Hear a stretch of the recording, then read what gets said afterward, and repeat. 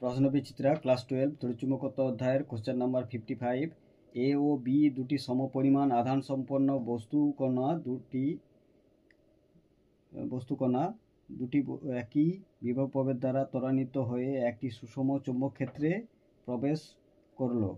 চৌম্বক ক্ষেত্রের মধ্যে তারা যথাক্রমে r1 ও r2 ব্যাসার্ধের বৃত্তাকার পথে ঘুরলে এ ও বি এর ভরের অনুপাত হবে অপশান এ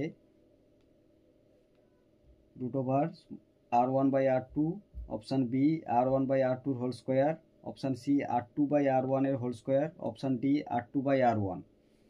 ধরি এ ও বি বস্তুকণা দুটি কিউ পরিমাণ আধান সম্পন্ন।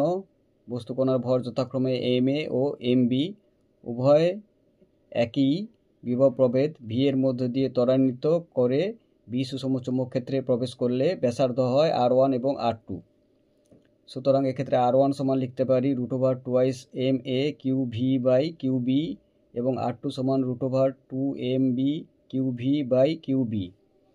অতএব r1/r2 সমান হবে √2m a Q V by Q B into Q B by √2m b Q V, বা r1/r2 সমান হবে √m a by √m b, বা উভয় পক্ষকে বর্গ করে পাই r1/r2² = ma/mb। অতএব ma/mb সমান r1²/r2², বা ma/mb সমান r1/r2 হোল স্কোয়ার। সুতরাং সঠিক উত্তরটি হবে অপশান বি।